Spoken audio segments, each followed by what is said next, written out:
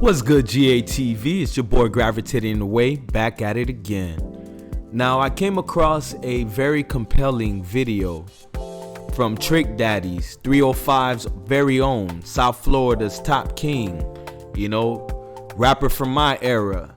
Great gentleman. If you ever met him, went to his concerts, I was probably one of his biggest fans growing up. But I came across a video of Trick Daddy saying some interesting things during his episode of I Got My Pots, episode 24.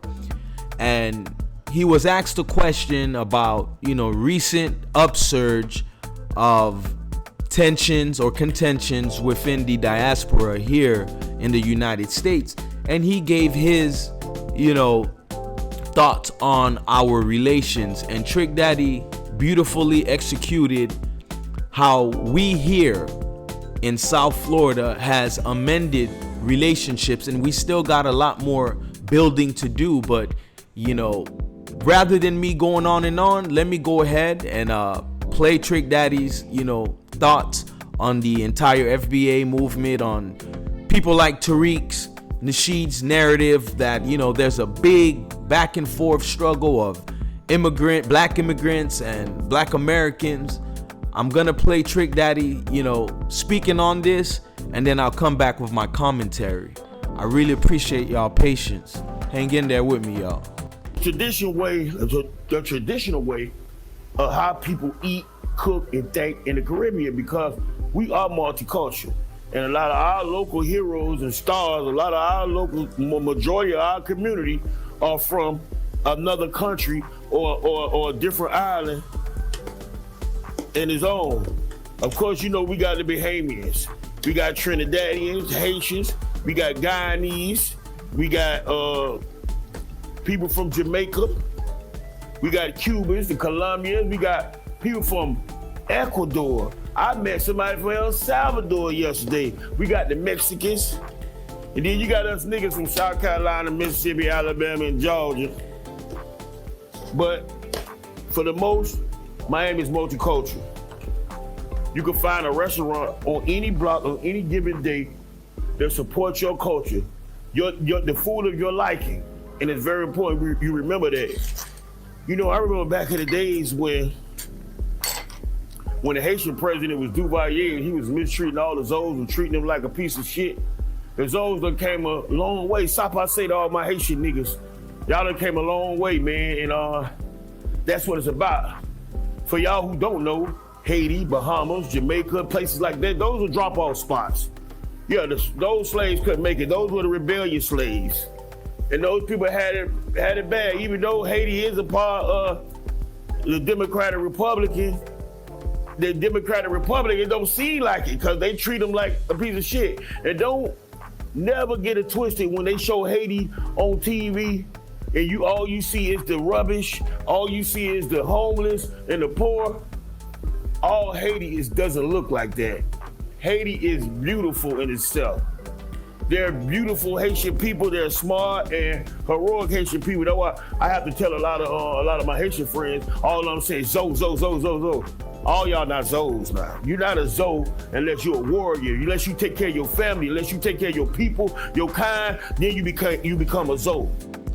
Now, as you heard Trick Daddy express his sentiments very clearly, in the early 90s, as I said, there was a big rift with relations from black immigrants and black Americans, clashes that made no sense, to folks that basically couldn't understand, the stripes we were going through. It made no sense. We were all black. We were all put in the same pothole. I've never seen the tangibles that Tariq incites his FBA crowd with. None of them can tell me the tangibles that black immigrants receive when they get here. If you understand the loopholes that it takes when you have our melanated skin and you want to become an American citizen, or that alone of a American resident, it's not the same steps, y'all. Like, for instance, with the Ukrainian refugees who poured in here by the hundreds of thousands, that could never be a black nation's. In fact, there are laws set in place where a white Cuban can come here once he or she touches land, and black immigrants are sent right back away. So I don't understand the tangibles that, you know, this guy Tariq makes up to incite fear, to incite, you know, rhetoric that instills division. But nonetheless, when you're a grifter, you'll say and do what you have to do to capture the minds of the people, you know. But I thought Trick Daddy laid it out right then and there. I mean, despite, you know, the bad tensions we've had, I'm pretty sure in this nation alone, relations has been, you know, somewhat of a beautiful thing over the last 20, 30 years. Specifically over the last 20 years. It's only now this small sector has been trying to make noise, have been trying to make this uproar spread across the nation, and it's not working. So now you'll see these folks come into your comment sections and your Twitter spaces, and they express their, you know, projecting bitterness of their own failures. So they need to lash on easier targets, because that so-called white supremacist that they claim to have been attacking, you know they can't strike any true resistance against that. They know there's nothing moved. So they look for easier targets. In fact, folks, they won't even go after white immigrants. They look at people that, you know, reflects on themselves, and they figure who would stop them from issuing all these hateful rhetorics and xenophobic jargon towards that group. But there's a time coming for this FBA sector. As you can see, as I've been saying, the majority of black Americans do not identify with the term FBA, which is not a lineage. You want to attach it onto the lineage of black Americans, but we and the majority of black Americans reject that. We reject it wholeheartedly. And I thought it was so, you know, evoking of unison when you hear someone of a Trick Daddy speaks this. This is why many Haitians, we rock with Trick Daddy, because he has always been an ambassador of fueling, you know, race relations within the diaspora. He has always been a champion of displaying South Florida's beautiful melting pot, beautiful, you know, diversity. And these are the brothers and sisters we need at the forefront to become faces of us spearheading a movement that showcases we are one. We don't need any more Tariq Nasheeds. As far as all you talking heads of FBA, you guys are useless. You guys are do boys and do girls. You bring nothing but, you know, showcasing your intellectual inability to properly diagnose the situation we are facing here in the world and in America. You can't properly display, you know, your bitterness and trying to echo the words of Tariq. You can't explain why you're upset. You know, you guys can't show us a construct of what you're building to better the community. It's always this divisive rhetoric, and I swear it's all the verbiages of what Daddy Tariq has taught his children to say. None of them seemingly speaks on their own accord.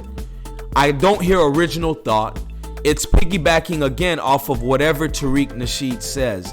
So, you know, we don't take you serious. That's why I laugh at when y'all come in my comment section.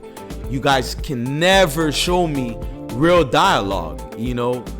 End of the day, I didn't have much to say about it. I thought I would share, you know, one of my, you know, artists that I've really supported and rooted for in life. It was Trick Daddy. This guy brought so much game to me in my upbringing. Going to a concert about 12 years ago where he was performing, I mean, it was so wonderful meeting this brother, talking to him, shaking his hand, sharing our thoughts and ideas about where our people is headed to.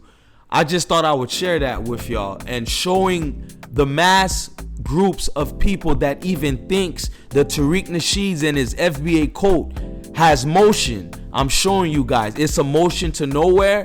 So, you know, don't fret over this. Don't lose your heads.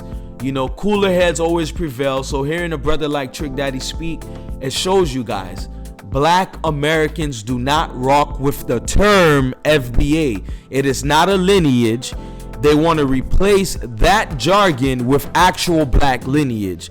I'm sorry if you guys got played by the grifter that is Tariq. You know, revisit the chopping board, restructure your mind, You gotta build and destroy to receive these mathematics, y'all. The supreme lessons comes with failures, and you have failed to hold yourself accountable, where Tariq has once again scammed a lot of you. It's okay, come back home. We're still here waiting for you. Come back home. This was Gravitating Away. Hope you got some gems out of this. The only thing I will say where Trick Daddy was wrong, and it's not his fault, he can only go by what other Haitians tell him, is Papa Doc, aka Francois Duvalier, was one of the greatest leaders in Haitian history, if not the entire diaspora. He had Haiti at an economical state where it wasn't dependent on other nations. In fact, we've helped so many nations in his time. Yes, he was cutthroat, he was ruthless, but as I said before, aren't our people some of the most stubborn, hard-headed people around the world? I don't care what country you're from. Black folks need a hard, no-nonsense leader. And Francois Duvalier, who was an actual doctor, was seemingly the remedy Haiti needs again, if not a lot of black nations needs again. Other than that, I thought Trick Daddy was outstanding. And folks, I just want you to like, comment, share, subscribe. But as always, more importantly, please keep coming back. Even my Nasheedian haters.